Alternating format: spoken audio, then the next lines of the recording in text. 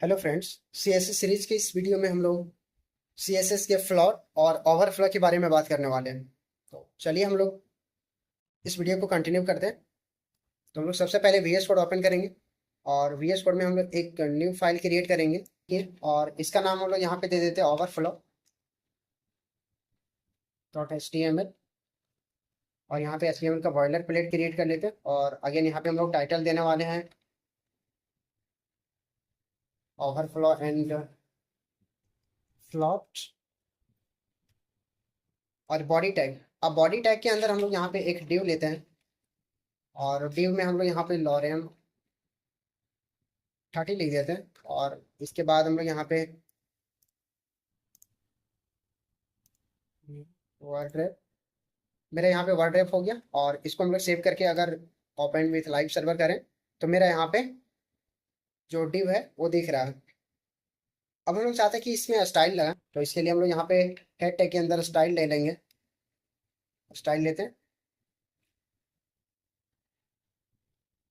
STYLE style और style के अंदर हम लोग यहाँ पे डिव और डिव के अंदर हम लोग इसका हाइट दे देते हैं यहाँ पे हाइट और 200 पिक्सल और विथ भी दे देते हैं हम लोग यहाँ पे 120 पिक्सल और इसको सेव कर देते हैं। सेव करने के बाद हम देखते हैं कि मेरा कुछ इस तरीके का दिख रहा है यहाँ पे। तो हम लोग यहाँ पे विथ जो है वो बढ़ा के यहाँ पे 220 कर देते हैं और इसको सेव कर देते हैं। और यहाँ पे इसका बैकग्राउंड कलर हम लोग यहाँ पे बैकग्राउंड कलर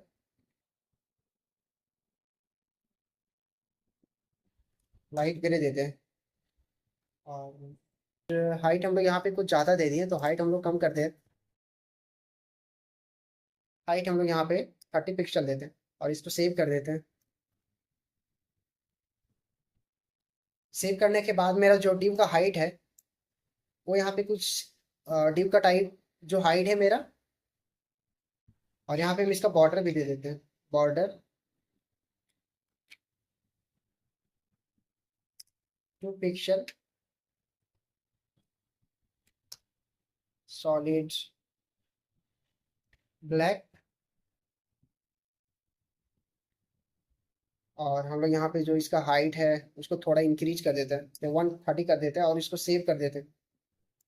सेव करने के बाद ओपन विथ लाइव सर्वर।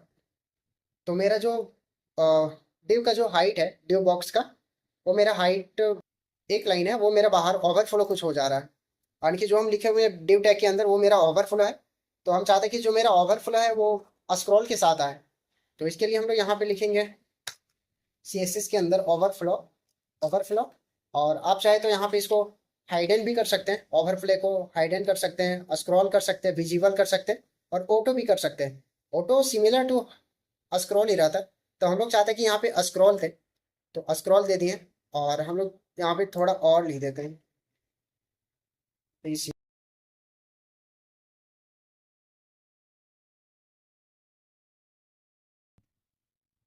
तो मेरे यहाँ पे एक स्क्रॉल आ गया। ड्यू बॉक्स के अंदर मेरा एक स्क्रॉल क्रिएट हो गया और अगर हम चाहते हैं कि मेरा जो ओवरफ्लो हो रहा है उसको हाइड कर दें तो यहाँ पे आप हाइड भी कर सकते हैं हाइड है और इसको सेव कर देते हैं। तो सेव करने के बाद मेरा जो ड्यू बॉक्स है उसमें कुछ इतना ही कंटेंट दिख रहा है बाकी जो मेरा ओवरफ्लो था वो मेरा हाइड हो गया यहाँ से।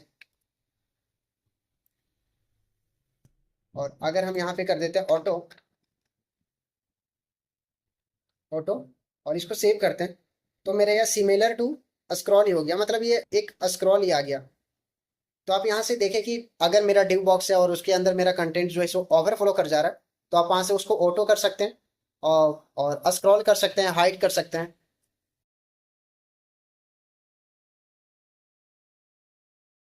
अब हम लोग यहाँ पे फ्लॉट देखने वाले हैं कि फ्लॉट CSS के अंदर कैसे काम करता है फ्लॉट क्या है। तो इसके लिए हम लोग यहाँ पे बॉडी टैग के अंदर एक पैराग्राफ लेते हैं और पैराग्राफ के अंदर हम लोग यहाँ पे लॉरेम 30 लेते हैं। तो मेरे यहाँ पे 30 वर्ड का एक लॉरेम क्रिएट हो गया और हम लोग इस पैराग्राफ के अंदर यहाँ पे एक इमेज ले लेते हैं इमेज और इमेज का जो सोर्स है मेरा यहाँ पे img.jpg है और इसको सेव करते हैं। सेव करने के बाद हम ओपन विथ लाइव सर्वर और यहाँ पे देखते हैं कि मेरा इमेज आ रहा है और इमेज के नीचे कुछ कंटेंट आ रहा है। लेकिन हम चाहते हैं कि मेरा जो कंटेंट है वो इमेज के राइट साइड आए और मेरा इमेज लेफ्ट साइड आए।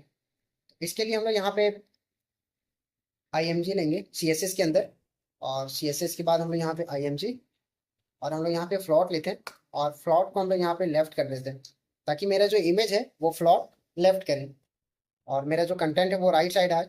इसके लिए हम लोग इसको सेव करके रन करते हैं। तो देखते हैं मेरा जो इमेज है वो लेफ्ट साइड है और जो कंटेंट है वो राइट साइड है। अब यहाँ से आप इमेज का हाइट विड्थ वो सब चेंज कर सकते हैं, उससे कोई दिक्कत नहीं। और आप चाहें तो यहाँ से आप इमेज को राइट साइड भी ले जा सकते हैं, राइट, और इसको सेव करें। तो मेरा जो इमेज है अभी राइट साइड आ गया।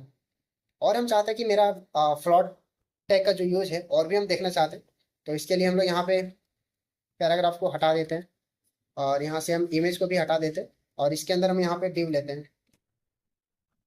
डिव, इसका क्लास भी देते हैं। तो हम लोग यहाँ पे डॉट div1, और यहाँ पे इसके अंदर लिख देते हैं यहाँ पे div1, और यही हम लोग यहाँ पे 4 5 ले लेते हैं, 4। और यहाँ पे सारे क्लास नेम चेंज कर देंगे div2।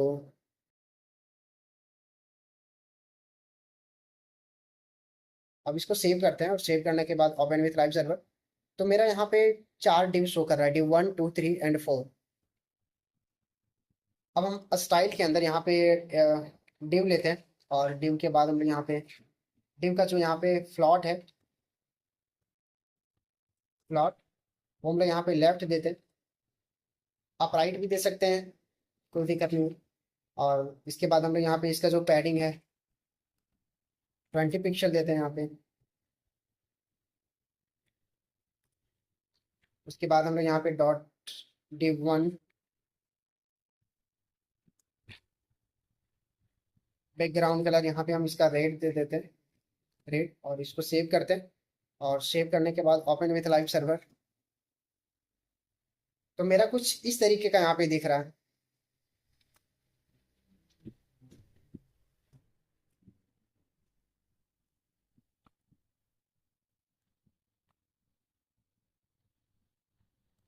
और आप यहाँ पे सारे का कलर चेंज कर सकते हैं। अगर हम ये फ्लॉट को राइट करते हैं यहाँ पे, राइट, और इसको सेव करें, तो ये मेरा राइट साइड चला गया 1 2 3 4। आप यहाँ से पेडिंग को भी 30 पिक्सल भी कर सकते हैं, कोई दिक्कत नहीं है। और सेम हम लोग यहाँ पे इसी को कॉपी कर लेते हैं और कंट्रोल भी कर लेते हैं, div2 3, और यहाँ पे मेरा div4। अब यहाँ से सारी का कलर चेंज कर लेते हैं, ब्लू,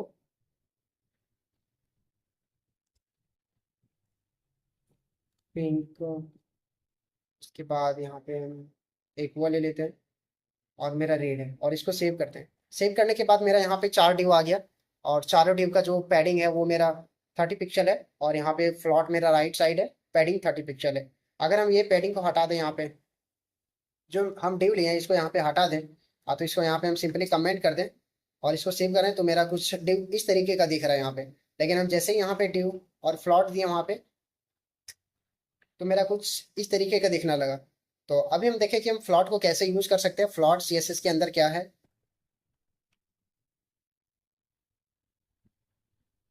तो अगर आपको ये वीडियो अच्छा लगा हो तो लाइक कमेंट शेयर जरूर करें, और अभी तक हमारे चैनल को सब्सक्राइब नहीं किए तो अभी सब्सक्राइब करें। अब हम लोग मिलते हैं नेक्स्ट वीडियो में, तब तक के लिए थैंक यू।